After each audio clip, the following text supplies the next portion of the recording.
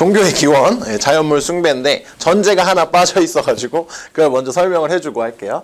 그러니까 종교의 기원에 대해서 이제 학문적인 관점에서 가장 지배적인 게 뭐냐면 종교가 왜 생겼는가? 종교를 만든 것은 인간이 의지할 곳이 필요해서 만들었다. 인간의 마음의 필요 때문에 만들었다가 종교에 대한 기본적인 관점인데 이 사람은 인간의 마음 필요 때문이 아니라 자연물 숭배로 인해서 종교가 생겼다라는 관점을 주장하고 있는 글이에요. 알겠죠? 볼게요. 자, 인도의 전통 배달을 연구하는 학자들의 주장인데 종교의 기원은 자연현상이 인간에게 남긴 것에서 시작됐다라고 얘기를 하고 있어요. 자, 이게 뭔 얘기냐면 자, 신화적 인물들은 보통 자연물의 의인화의 측면이래. 자, 우리 인도 신을 알아봤자 우리 이해가 잘 안 되니까 단군 신화에도 보면은 풍백, 우사 그리고 한 명이 더 등장하는데 제가 기억이 안 나서 안 썼습니다. 어쨌든 풍백하고 우사 이름부터 뭐 어떤가요? 풍백하면 바람과 관련된 사람이고 우사하면 비와 관련된 사람이잖아. 그러니까 이런 식으로 자연 현상을 의인화하는 인물들이 신화에 등장을 하죠. 자, 종교의 초기 단계가 인간의 마음 필요 때문에 생긴 게 아니래. 아까 얘기했듯이 믿을 대상, 의지할 대상이 필요해서 생겼다고 이 사람은 생각하지 않는 거야. 뭐 때문에 생겼냐면 인격을 갖지 않는 것에 인격을 부여하는 인간의 능력 때문에 생겼다라고 이 사람을 보는 건데 자, 이게 재진술이에요. 인격을 갖지 않는 것에다가 인격을 부여했다. 이게 무슨 얘기야? 인격을 갖지 않는 것은 문맥적으로 봤을 때 자연현상이야. 인격을 부여했다는 것은 의인화했다. 자연현상을 의인화한 것 때문에 종교가 시작됐다라고 나와 있는 거예요. 말이 조금 어렵죠. 이런 문장은 꼭 챙겨주시고. 자, 이건 설명했고. 자, 파트 4. 그러므로 종교의 현상은 자연신화의 정교화와 각 인물에 대한 숭배로 시작이 된 것이다. 여기서 자연신화의 정교화라는 것은 나중에 이 신들이 더 정교한 신이 돼요. 대표적으로 그 이집트나 이런 권에서 보면은 태양신의 개념이 가장 등장하고 그 아래에 다신의 그 종교들이 많이 발전을 하거든. 그러니까 각각 그 자연현상에다가 인물을 정한 다음에 그 체계, 서열 이런 걸 정해서 종교가 형성이 된다라는 측면으로 쓴 겁니다. 자, 여기서 인물이란 의인화된 자연현상. 어쨌든 이 사람이 얘기하는 건 뭡니까? 종교라는 것은 자연현상을 의인화하는 데서 시작되었다라는 측면에서 글을 쓴 겁니다. 그렇게 여러분이 이해하는데 어렵지 않을 텐데 요 파트 있죠? 인격을 갖지 않는 것에 이 인격을 부여하는 인간의 능력 때문에 종교가 생겼다라는 이 문장 정도는 키포인트로 좀 가져가셔도 좋을 것 같아요. 왜냐하면 이 지문의 내용 자체는 그렇게 어렵지 않지만 변형 문제 같은 거 만들 때, 그러니까 직접 연계에서도 문제를 만들 때 요런 말을 가지고 만들면 내용을 알아도 좀 어려워질 수 있거든요. 다시 말하면 제가 이걸로 문제를 내겠다는 얘기죠. 로즈플로어 테스트도. 그러니까 어쨌든 좀 잡아두세요. 요런 걸로 내면 조금 어려워지니까. 자, 보겠습니다. 자, 12-8. 자, 좋은 민주주의와 미디어라는 내용이고 이것도 뭐 그렇게 어려운 내용은 아닌데 말을 조금 계속 꼬아놓은 측면이 있어서 볼게요. 자, 잘 작동하는 민주주의, 그러니까 좋은 민주주의라는 것은 시민 참여를 장려하는 시스템이 필요하다라는 전제를 깔고 들어갑니다. 그러니까 우리는 민주주의가 좋은 것이라고 생각하잖아. 그럼 민주주의가 잘 이루어지려면 뭐 해야 된다? 시민이 참여해야 된다라는 전제를 깔고 시작하는 거예요. 자, 그 시민이 참여하는 방식에 대해서 뭘 얘기하는 거냐면 지금 미디어, 그러니까 어떤 언론적인 측면에서 접근을 하는 거야. 자, 옛날에는 어땠냐면 방송 전파가 일반 국민이 소유하고 지배해야 된다는 것에 포커스를 뒀어. 왜냐하면 옛날에 방송, TV 방송이라는 것들은 다 국가가 가지고 있었다는 거야. 국영이었단 말이야. 옛날에는 이 공영인 방송을 민간이 지배해야 된다라는 데에 포커스를 뒀어. 근데 지금은 양질의 미디어를 생산할 책임을 찾아와야 된다라고 얘기하는데 이건 뭐냐면 지금은 이제 민영화는 된 거야. 방송사들이 다 민영으로 돌아오긴 했는데 플러스 뭐도 해야 되냐면 걔네들이 만드는 것보다 일반 시민들이 뭔가 양질의 정말 정직한 그런 뉴스를 만들어야 된다라는 것도 주장을 하고 있다는 거죠. 오케이? 보면은 자, 첫 번째 단계는 미디어 권력의 집중을 깨는 것이다인데 자, 예전에는 미디어 권력의 중심이 국가에 있었기 때문에 그 국가의 미디어 권력을 깨는 게 중심이었고 지금은 양질의 미디어를 생산하는 건데 지금 이미 민영화는 되어 있는 상황이라 했죠. 그러니까 어떤 기업들이 가지고 있어. 근데 얘네들도 깨줘야 돼. 왜냐하면 다수의 소규모에게 미디어 통제권을 주자인데 자, 보면 우리가 언론사라는 것, 방송사, 언론사라는 애들은 결국 얘네의 수익은 어디서 나올 수밖에 없습니까? 광고에서 나올 수밖에 없단 말이야. 오케이? 그러면 광고를 따내기 위해 얘네는 노력할 수밖에 없어. 그러면 기본적으로 성향이 어떻게 되냐면 친기업적인 성향일 수밖에 없죠. 그쵸? 근데 이런 권력을 깨자라는 게 지금 여기에 주장인 거야. 자, 그래서 기업과 광고주 통제 밖에 있는 독립 미디어, 비상업적인 공공 미디어 시스템도 만들어야 한다. 이게 결국 무슨 얘기입니까? 양질의 미디어를 생산할 책임이 되는 거예요. 오케이? 뭔 얘기인지 알겠죠? 여러분도 알죠? 언론 독점, 그리고 기업과의 결탁 이런 거 깨라는 얘기야. 자, 독립적인 정치 블로그, 팟캐스트, 미디어의 지배권을 되찾기 위해 시민들이 들고 일어난 사례다. 그러니까 시민들이 이제 어떤 광고나 이런 것에 독립돼서 정말로 그냥 정직한 의견을 내세우는 그런 측면들이 있죠. 그렇죠? 그런 것들이 아주 좋은 거다라는 얘기를 하고 있는 글이에요. 그렇죠? 소수가 방송을 독점하거나 좌지우지할 수 있으면 안 된다라는 측면. 다시 전제가 뭐였다고? 잘 작동하는 민주주의는 시민이 참여하는 시스템이 필요하기 때문에 어떤 측면에서? 언론의 측면에서 얘기하고 있는 글이죠. 그렇죠? 내용 자체는 여러분이 이해할 만한 글인데 글이 조금 어렵게 쓰여 있습니다. 다시 한번 읽어보세요. 이 글은. 자, 넘어가겠습니다. 자, 12-9 닭도 문화 충격을 겪을까? 겪는다 라는 글입니다.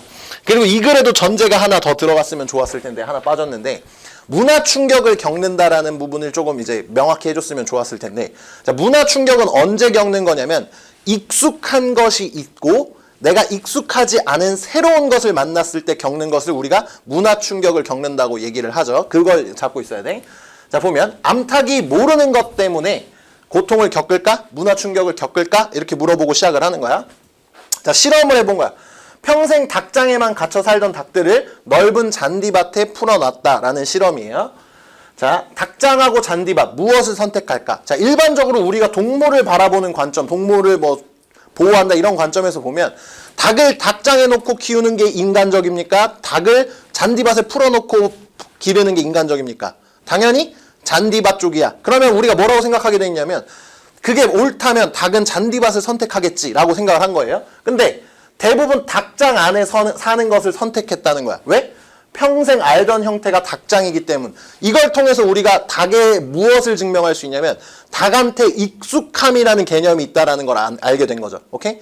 아, 닭도 무언가 자기한테 익숙한 환경이라는 것이 존재하는구나 라는 걸 실험을 통해 증명을 한 거야. 자, 그 다음에 하나를 더 한 거지. 이제 닭장하고 잔디밭의 비교가 아니라 닭장을 없애. 오케이? 닭장을 없앴더니 어떻게 돼?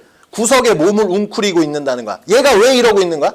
나한테 익숙하던, 나한테 친숙하던 무언가가 사라졌기 때문에 뭐 하고 있는 거야? 충격을 받고 있다라는 거야.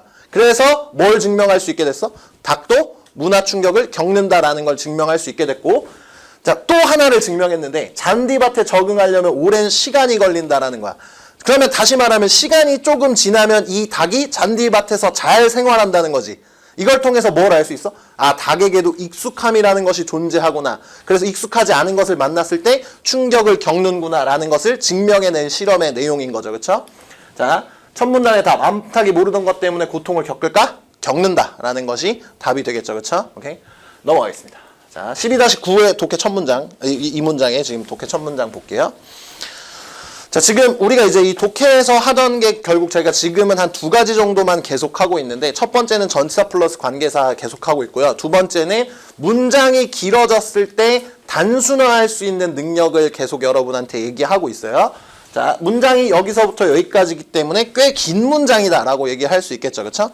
자, 그러면 긴 문장이라는 건 다 방법이 있다라는 믿음을 가져야 돼. 첫 번째, 긴 문장이라면 다 단순화할 수 있다. 어떤 방식으로든. 자, 첫 번째, 여러분이 잠깐 보시고 어떻게 단순화할 수 있는지 일단 찾아보세요.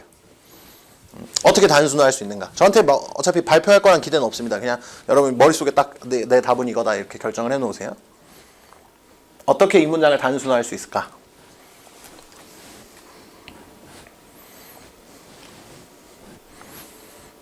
그러니까 다시 말하면 어떤 부분이 길어졌고 어떤 부분이 없어도 되는가? 그러니까 없고 해석해도 되는가? 자, 그러니까 이때는 눈으로 싹 S교시 해보는 거죠. 자, 보면 어쨌든 she가 주어, found가 동사고 이 대부분이 목적어가 되고 대시 문 1이고 hence가 주어 1이죠. 그쵸? 자, 그럼 동사 1이 어디 있습니까? 동사 1이 여기 있죠. 오케이? 자, 그럼 다시 얘기하면 여기서부터 여기까지 주어 1하고 동사 1까지는 다 뭐 하는 것밖에 안 됩니까? 주어를 수식하는 것밖에 안 되죠. 그렇죠? 자, 그다음 이렇게 문장을 구성해놓고 먼저 해석을 해보세요. 자, 그녀는 알아냈다는 거야. 뭘 알아냈냐면 암탉이 선택한다는 걸 알아냈어. 뭘 선택해? Stay in the cages. 닭장에 들어가 있는 것, 닭장에 머무르는 것을 선택했다는 것을 알게 됐다. 이게 주절인 거잖아. 주절하고 이제 목적어까지 포함해서 끝이야. 여기에서 조금 더 내가 풍부하게 해석을 해보려면 이걸 갖다 붙이면서 해석을 해보면 되는데 이런 걸 하다 보면 보통 뭘 느끼냐면 아, 글을 일부러 이렇게 썼구나라는 게 느껴져요. 자, 보세요. 자, 암탉인데 어떤 암탉이야? Who had been confined to the battery cage. 그 닭장에 오랫동안 갇혀 있었던, 계속 갇혀 왔었던 암탉인데 cage is no longer than a sheet of paper. 근데 그 케이지는 뭐래? 신문 한 장 넓이 정도도 안 된대. 이 필요한 정보입니까? 우리가 지금 이걸 해석하는 데 있어서 필요 없다는 걸 알 수 있죠. 그렇죠? 이런 거 지워버리고. 오케이? 자, 그 다음에 when given the choice. 초이스를 받은 거야. 어떤 초이스야? 밖에 이 잔디밭에 있을 것이냐, 닭장에 있을 것이냐. 근데 닭장은 어떤 닭장이야? 그들이 평생 동안 알아왔던 닭장이야. 이거 다 필요합니까? 지금 보면 여러분 정보? 그냥 이것만 봐도 되는 거지. 암탉은 선택한다, 닭장을. 끝. 이렇게 가도 되잖아. 오케이? 그러니까 이 문장을 단순화할 수 있는 거는 여러분이 이게 문장이 길어졌을 때 항상 생각해야 되는 부분인 거예요. 이렇게. 문장이 기네? 좀 단순화해보자. 이런 식으로 접근해서 꼭 해석을 하세요. 알겠죠? 그리고 여기 이 문장은 여기서부터 여기까지가 그렇게 필요 없는 정보였잖아. 근데 필요 있는 정보일 때도 이렇게 주어 동사 확정해놓고 해석하는 것이 훨씬 편합니다. 알겠죠? 길어졌을 때. 넘어가도록 하겠습니다. 자, 12-10. 네, 요 지문은 좀 글이 좀 안 좋아서 제가 그냥 설명만 할게요. 자, 일단 기본적으로 내용은 어렵지 않아요. 근데 글을 좀 못 써서 이러는 거야. 분명히 이런 얘기 들어봤을 거예요. 역사는 반복된다. 오케이? 역사는 반복되기 때문에 우리는 역사를 배워서 실패의 역사를 반복하지 않아야 된다라는 명제를 여러분이 분명히 들어봤겠죠. 자, 그걸 어디에 적용하는 거냐면 이 지문에서는 다리 설계에다 적용한 것 뿐이에요. 오케이? 근데 다른 말이 너무 어렵게 쓰였어요. 그냥 이렇게 기억하시면 돼요. 파트 4에 제가 정리해 놓은 것처럼 따라서 과거의 실수들을 까먹지 말아야 한다. 어디에서? 다리를 설계하는 데 있어서. 여기까지만 기억하세요. 알겠죠? 오케이? 그 문장이 너무 복잡해요. 근데 메시지는 너무 확정적으로 단순하기 때문에 그 메시지만 딱 가져가세요. 알겠죠?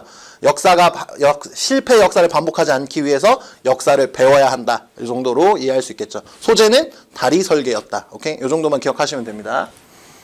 자, 그 다음에 12-11 리쇼어링의 정확한 의미에다 별표 주세요. 굉장히 나올만한 부분이에요. 소재가 지문도 좋고 소재도 좋아요. 일단 소재가 왜 좋은지부터 설명을 하면 우리가 작년부터 올해까지 조금 길게 이어져 왔던 우리가 잘한 일이 하나 있었죠. 약간 국뽕의 영역이 되는 뭐냐면 일본 불매운동입니다. 그렇죠? 일본 불매운동 굉장히 우리가 잘했어요. 그러니까 정치적으로 잘한 일이다 나쁜 일이다가 아니라 우리가 잘 끌고 왔다는 거야. 그 과정이나 이 결과가 되게 좋았다는 거죠. 우리가 이긴 느낌이에요. 외교적으로 봤을 때. 근데 거기에서 뭐가 있었냐면 얘네가 일본이 막은 게 어떤 필수적인 제품 부품들을 공급을 안 하는 거잖아. 그래서 삼성 같은 대기업들이 흔들릴 거라고 봤단 말이야. 일본의 기술력 없이 우리가 어떻게 좋은 제품을 만드느냐 이렇게 생각을 했는데 삼성이 어떤 결단을 내렸죠? 일본에서 수입하던 거를 다 갖다 버리고 자국 물품을 다 쓰게 됐죠. 오케이? 그 내용이 있었어요. 그게 리쇼어링이거든요. 여기에 나오는 부분이 또 그 측면에 집중하고 있어서 연계될 가능성이 있죠. 그리고 교수님들도 약간 국뽕 이런 거 들어가면 좀 좋아하거든요. 그러니까 대놓고는 아니지만 약간 느낌이 있기 때문에 가져갈 수 있습니다. 보겠습니다. 자, 리쇼어링을 현지 공장을 본국으로 가져가는 것으로 생각하는 사람들이 있어요. 자, 이건 뭐냐면 자, 이런 거야. 삼성전자가 중국 공장이 있죠. 자, 삼성전자 중국 공장을 한국 공장으로 옮기는 이런 걸 생각하는 건데 이게 이제 일단 제가 또 얘기를 하기 시작했으니까 좀 더 정치적으로 보면 트럼프가 대선에서 했던 표가 굉장히 직관적이고 단순하고 사람들의 심금을 울렸기 때문에 역전해서 대통령이 된 거거든요. 지금은 약간 이상한 사람처럼 취급받지만 그게 뭐였냐면 We will make America great again이었어. 미국을 다시 위대하게라는 거였는데 이 사람이 포커스를 둔 게 또 리쇼어링이에요. 뭐냐면 미국 같은 나라를 보면 초거대 기업이 많단 말이야. 그러니까 예를 들면 나이키 같은 공장이 베트남에 주로 많은데 왜 베트남에 있는 거야? 인건비가 싸니까 여기 있는 거지. 그래서 그 트럼프 같은 사람이 주장했던 게 뭐냐면 다 미국으로 다시 갖고 오라는 거야. 그 공장을. 왜? 일자리 창출하기 위해서. 그게 리쇼어링이죠. 그러니까 그 측면이야. 해외에 있는 공장을 본국으로 옮기는 측면만 생각하는 사람들이 있다는 거예요. 오케이? 자, 그래서 제가 삼성전자로 계속 예를 들 거예요. 삼성전자가 중국 공장에서 생산하던 것을 한국 공장으로 옮기는 거야. 오케이? 중국 공장을 없애버리고 공장 자체를 한국으로 옮기는 거예요. 자, 근데 리쇼어링이라는 용어는 두 가지를 다 생각해야 되는 용어야. 첫 번째는 해외에 위치한 본사가 직접 건설한 공장인지 혹은 해외 공급업체의 공장인지랑 관련이 없다. 자, 이게 뭔 얘기냐면 1번은 방금 그거예요. 공장 옮겨오는 거. 근데 두 번째 측면은 뭐냐면 제가 여기다가 얘를 써놨는데 삼성전자가 샤오미에서 플라스틱을 수입해왔어. 아까 그거랑 똑같죠? 일본 그거랑. 샤오미에서 플라스틱을 수입하다가 한국 업체로부터 플라스틱을 수입하기로 결정했어. 구매하기로 결정했어. 이것도 리쇼어링이라는 거야. 오케이? 뭐만 생각하는데 보통 공장 옮기는 것만 리쇼어링이라고 생각하는데 부품 구매하던 거, 자재 구매하는 것도 국내로 옮기는 것도 리쇼어링이다라고 얘기하고 있는 거예요. 오케이? 됐죠? 자, 장소와 소유의 개념이 아니라 오직 장소의 개념이다. 말이 어려운데 장소와 소유라는 건 외국에 있는 내 소유 공장을 우리 동네로 옮기는 것의 개념뿐만 아니라 외국에서 사던 걸 국내에서 사는 것도 리쇼어링이라는 거예요. 오케이? 리쇼어링은 다시 뭐다? 오직 장소의 개념이다. 이런 말이 어려워요. 내용을 알고 있어도 빈칸 이런 거 뚫어내면 여러분이 헷갈린단 말이에요. 잘 보세요. 자, 다시 이걸 한 번만 정리를 할게요. 기업이 왔다 갔다 했으니까 다시 한번 정리를 할게. 자, 첫 번째는 삼성 중국 공장을 한국에 새로 옮겨 놓는 거야. 삼성 중국 공장 없애버리고. 첫 번째 리쇼어링. 일반적으로 사람들이 많이 생각하는 거. 근데 사람들이 놓치는 리쇼어링은 뭐야? 삼성전자가 샤오미에서 플라스틱을 수입했었어. 근데 그걸 어떻게 해? 한국의 다른 업체에서 수입하는 것도 리쇼어링이다. 오케이? 두 가지 개념을 다 이해해라라는 것이 필자의 주장입니다. 그리고 얘기했지만 아까 그 삼성과 일본 그 부분에 그런 것도 있기 때문에 연계돼서 출제될 가능성이 좀 있다라고 생각을 해요. 오케이? 이해됐죠? 어려운 내용은 아닐 거예요. 자, 보겠습니다. 12-12 주변 사람들의 영향을 받는 자존감이고 역시 이것도 그 메시지 자체가 어려운 게 아니라 글이 조금 어려워요. 보면 자, 실험 참가자들을 여러 명이 함께 일할 것으로 믿게 만들어 놨어. 야, 우리 이렇게 그룹으로 일할 거야. 이렇게 만들어 놓은 상황이야. 그러면서 뭘 먼저 하냐면 나라는 사람의 존재의 의미, 내가 가장 되고 싶은 사람 이런 것에 에세이를 쓰게 만들어. 근데 이거 왜 쓰게 하는지 안 나와요. 안 나와요. 그래? 어쨌든. 근데 중요한 건 여기에요. 누구랑 일하고 싶은지 쓰게 했다는 거야. 누구랑 일하고 싶은지. 포커스는 여기에 있어요. 이 지문에. 아마 뒤에 내용이 추가되면 이 내용도 있었을 텐데 이것만 가지고 얘기합니다. 어쨌든. 지우려다가 그냥 냅뒀어요. 자, 일부 이 사람과 일하고 싶다고 말 안 한 사람들과 일하게 하거나 혼자 일하게 만들었어. 자, 이게 무슨 얘기냐면 아까 썼잖아. 뭐라고? 누구랑 일하고 싶은지 썼단 말이야. 그래서 이렇게 하는 거야. 얘랑 일한다고 말 안 한 애들이랑 묶어놨어. 자, 그러면 이 그룹에서 나의 역할은 어떻게 됩니까? 축소되죠. 왜? 남들이 날 원했어, 원하지 않았어. 원하진 않은 거잖아. 오케이? 그 그룹이 있어. 혹은 혼자 일하게 만들어버린 거야. 여기서 혼자 일하게 만들었다는 거는 어떤 느낌이냐면 이런 거지. 누구도 너를 선택하지 않았다. 이런 느낌을 주는 거야. 누구도 너를 선택하지 않았다. 이 1번 그룹은 그런 애들이야. 자, 그 다음에 나머지 일부는 이 사람과 일하고 싶다고 말한 사람들과 일하게 했어. 자, 우리 이런 거 해보면 알겠지만, 이렇게 그룹을 정할 때 이런 얘기 하죠. 나 너랑 하고 싶다고 썼어. 이런 얘기 하잖아. 거기선 되게 인정받을 거 아니야. 오케이? 이 사람이 인정받는 상황이야. 당연히 1번에서 사람이 자존감이 높겠습니까? 2번에서 사람이 높겠습니까? 당연히 2번에서 높겠죠. 그렇죠?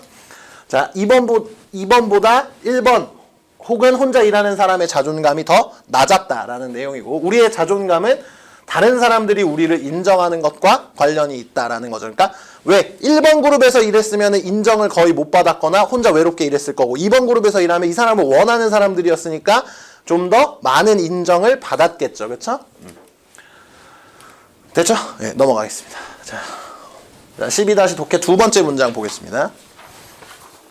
역시 이거는 우리가 계속 하고 있는 이니치 때문에 하는 거고 여기까지만 볼게요. 엔드 뒤에도 가도 되는데 그냥 여기까지만 볼게요. 편하게. 이걸 먼저 해야겠네요. 자, 그 다음에 여기서 패스오버라는 용어가 있는데 우리가 수거 같은 경우는 그냥 말뜻 그대로 외우는 게 제일 쉬워. 그리고 문맥에서 찾는 게 좋습니다. 패스는 넘기는 거죠. 오버 이렇게 넘겨버리는 거거든. 그래서 여기에선 무슨 뜻이냐면 문맥적으로 보면 이 사람이 선택한 것을 어떻게 하냐면 넘겨버려. 이 사람이 선택했어. 그걸 넘겨버려. 이게 무슨 뜻입니까? 여기에서 무시하다라는 문맥으로 볼 수 있는 거죠. 그렇죠? 이 사람이 뭔가 선택하고 막 했어. 선호를 선택했는데 그걸 패스 오버 해버린다. 그냥 던져버린다는 느낌이죠. 그렇죠? 무시하다 이런 뜻이 돼요. 어쨌든 보겠습니다. 자, 우리 이제 전치사 플러스 관계사에 관심이 있는 거고, 자, in which야. 자, 이 위치를 끌어와야지. 선행사는 condition이죠, 그렇죠? condition. in condition 그 조건에서 이렇게 일단 해석을 하는 거고, 어쨌든 이 전체가 다시 컨디션을 수식하는 거지. 자, 그 컨디션인데, 그 조건인데 어떤 컨디션이냐면 그들이 아마도 무시당한 거야. 누구에 의해서? 다른 사람들에 의해서. 그들이 다른 사람들에 의해서 무시된 상황 이렇게 해석하는 거죠. 그렇죠? 자, 주절부터 해석을 해보면 여기 빼고 엔드부터 할게요. 자, 실험자들은 의미로 배치했다는 거야. 일부의 참가자들을 투어 컨디션 그 조건에 배치했어. 근데 그 조건은 어떤 조건이었습니까? 그들이 다른 사람들에 의해서 무시된 상황에 사람들을 배치했다. 오케이? 됐죠? 항상 이렇게 인위치에서 끌어온 다음에 전체 다시 해석하는 식으로 해석을 하세요. 그러니까 근데 내가 하다 보니까 그냥 눈으로 쭉 해도 되는데요? 베스트인 거죠. 그렇죠? 안 됐을 경우에 이렇게 끊어서 해볼 수도 있어야 된다. 아마 전치사 관계사는 제가 계속 할 거예요. 하다 보면 익숙해질 겁니다. 여기까지.